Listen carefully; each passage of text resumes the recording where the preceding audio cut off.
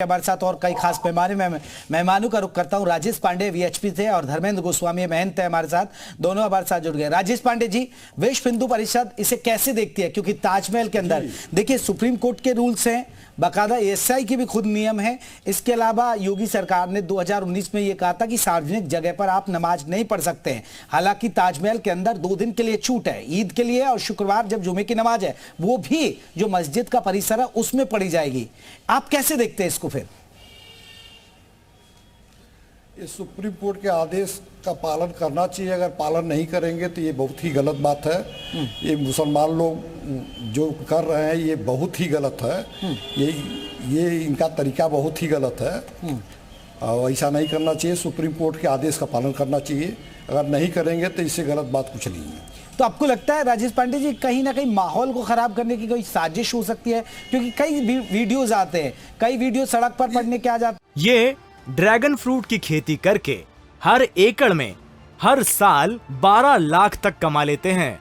आपको भी करना है तो फ्रीडम ऐप को अभी डाउनलोड कीजिए। कई वीडियो कहीं से आ जाते हैं, बावजूद इसके जबकि सरकार ने भी निर्देश किया कि देखिए आप सार्वजनिक जगह पर नमाज ना पढ़े। आपने देखा होगा लुलु मॉल में नमाज पढ़ दी गई। आपने देखा अभी हाल ही में गाजियाबाद में भी बहुत सारे वीडियो सामने आए। ये जो लोग उचकाने काम कर रहे हैं ये बहुत गलत बात है। हम लोगों को उचका रहे हैं, हम लोग भी मजबूरी में खड़े होंगे और इनके साथ कार्रवाई करेंगे। ऐसा नहीं करना चाहिए। इनका तरीका ही बहुत ही गलत है। जो भी कार्य कर रहे हैं ऐसा नहीं करना चाहिए। सुप्रीम कोर्ट का जो आदेश है उनका पालन करना चाहिए। अगर पालन नहीं कर रहे हैं तो ये बहुत ही गलत बात है। इनके खिलाफ कार्रवाई करनी चाहिए, पुलिस को कार्रवाई करनी चाहिए। अगर पुलिस कार्रवाई नहीं कर रही है तो भी गलत बात है। ठीक है, धर्मेंद्र गोस्वामी जी हमारे साथ है। धर्मेंद्र गोस्वामी जी, आप कैसे देखते हैं इस पूरी घटना को? सर मैं आ रहा हूँ ना लाइव। धर्मेंद्र जी आप कैसे देखते हैं इस घटना को? सर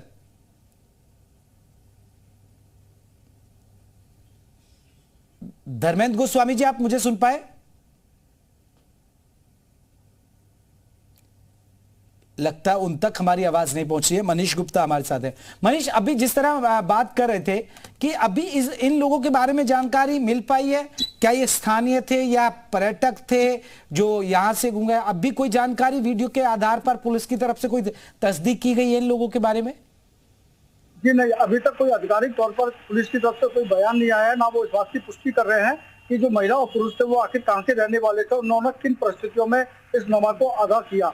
वही एएसआई के जो अधिकारी है और जो पुरातत्व अधीक्षक हैं जो उनका साफ कहना है राजकुमार पटेल का कि पूरे वीडियो की जांच कराई जा रही है और ये ठहराया जा रहा है कि वो पर्यटक स्थानीय थे या बाहर के थे। यानी कि साफ तौर पर पुलिस हो चाहे एएसआई के अधिकारी हो, उनके पास इस बात का कतई कोई जवाब नहीं है ये पर्यटक कौन थे और कहाँ से आए थे, कैसे आए थे। चूंकि वो टिकट लेकर अंदर प्रवेश किया और उसके बाद उन्होंने नमाज अदा की और वो चलते बने।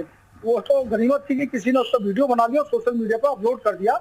उसके बाद ये सारा वाक्य सामने आता है। फिलहाल में एएसआई और पुलिस के हाथ इस मामले में कतई खाली है कि आखिर वो लोग कौन थे और कहां से आए थे। जी मनीष, तो हिंदू संगठनों में भी नाराजगी होगी क्योंकि कई बार यहाँ पर कोई हम दिखा रहे थे कि विवाद क्या कह रहा है। लोग अगर भगवा कपड़ा पहनकर जाते हैं तो उनको रोक दिया जाता है, भगवा गमछा पहनकर जाते हैं। यहाँ पर बताया जा रहा है कि भगवान कृष्ण की मूर्ति को लेकर कोई शख्स गया तो उनको रोक दिया गया। तो इस तरह की तमाम घटनाएं, तो कहीं ना कहीं हिंदू संगठन नाराज जरूर होंगे इसके बाद।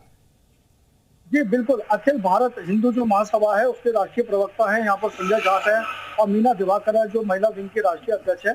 उन्होंने आज प्रदर्शन किया, एएसआई के ऑफिस पे जाके प्रदर्शन भी किया और उन्होंने साफ कहा और हनुमान चालीसा का भी पाठ किया। उन्होंने साफ कहा कि उनका दावा यह है कि ये ताजमहल नहीं है, तेजो महल है। वो अपना पक्ष रखते हैं। उनका साफ कहना है कि अगर कोई हिंदू गतिविधि होती है या चिन्ह लेकर या ब्रह्मदंड लेकर कोई संत महात्मा इसके अंदर प्रवेश करने की कोशिश करते हैं तो उनको रोक दिया जाता है, उनके खिलाफ कार्रवाई की जाती है।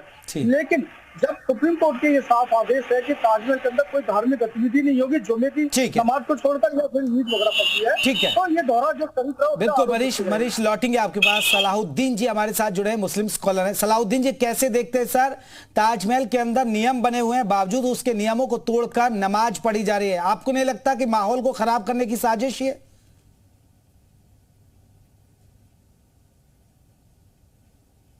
सलाहुद्दीन जी की आवाज उठाइए भाई। जी लगता लगता है उन तक हमारी आवाज नहीं पहुंच पा रही है। हमारे साथ महंत जुड़े हैं, धर्मेंद्र गोस्वामी जी। धर्मेंद्र जी, आप कैसे देखते हैं सर इस घटना को? देख, जहाँ तक कानून उल्लंघन करने का जो सवाल है वो बहुत ही मैं कहूंगा कि ऐसी घटनाएं झकझोर देने वाली हैं, क्योंकि पिछले 7 महीने में तीसरी बार ये उल्लंघन हुआ है। और 3 मई को हम लोगों को, मैं और जगत गुरु परमहंस आचार्य दोनों ताजमहल दर्शन के लिए गए थे। हमको वहां के प्रशासन ने 150 पुलिस वाले हमारे ऊपर लगा दिए थे जैसे कि हम टेररिस्ट हों। हमको 18 घंटा नजरबंद किया गया था। उसके बाद हमें ताजमहल दर्शन के लिए याचिका डालनी पड़ी हाई कोर्ट में, जिसमें कि कल भी सुनवाई होनी है। तो हमें ताजमहल मात्र दर्शन करने के लिए 7 महीने अभी इंतजार हम कर चुके हैं, और कब हमें मौका मिलेगा, हाई कोर्ट कब हमें आदेश देगा कि हम जाके वहां दर्शन कर लें। हमारे लिए, हिंदुओं के लिए इतनी बड़ी पीड़ा है। हमारा दुर्भाग्य है कि हम भगवा धारण किया हुआ है। ताजमहल एक विश्व ऐतिहासिक स्मारक है और उसमें हर तरह से प्रतिबंधित है। हाँ, शुक्रवार के दिन सुप्रीम कोर्ट का आदेशानुसार वहां नमाज पढ़ी जा सकती है, 1 घंटे का शायद समय है। लेकिन मैं समझता हूं कि धर्म के नाम पर मुसलमानों ने कुछ ऐसी उपद्रवता करके, जो पीछे जो आक्रांताओं ने की थी उसी तरीके का ये करना चाहते हैं। ये धर्म के नाम पर जो, ठीक है। सलाउद्दीन जी, आपने सुना ये नमाज जो पढ़ी जा रही है, मैं आ रहा हूं धर्मेंद्र गोस्वामी जी आपके पास आऊंगा, सलाउद्दीन जी को भी चर्चा में जोड़ लूं। कहीं ना कहीं माहौल खराब करने की साजिश है। कुछ मुसलमान लोग चाहते हैं कि माहौल खराब हो।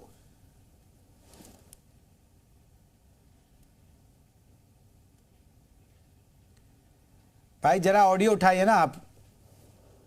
सलाउद्दीन जी का ऑडियो हम तक नहीं पहुंच पा रहा है।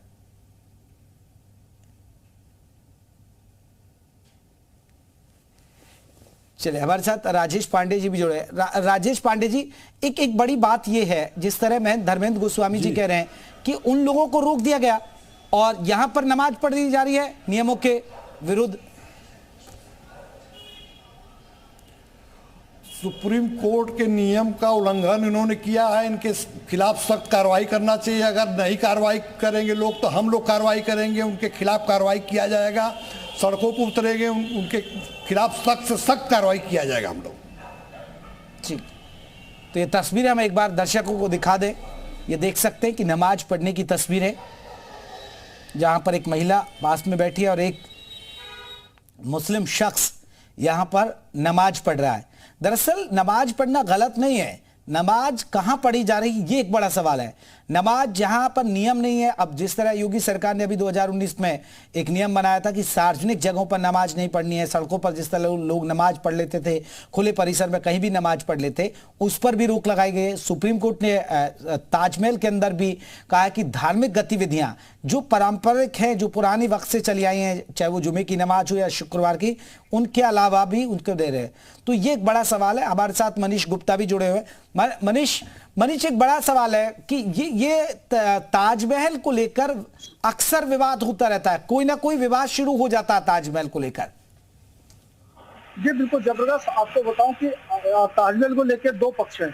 एक पक्ष वो है वो जो कहता है कि ये तेजो महल है, ये शिवालय था जिसको कब्जा करके ताजमहल के रूप में परिवर्तित किया गया, और एक पक्ष ये है कि शाहजहां ने मुमताज की याद में ताजमहल को बनाया था और वो उसमें मकबरा यहाँ पर है और उसकी वो लोग अपनी सालाना उर्स में जो इबादत करते हैं और जुमे की नमाज अदा करते हैं।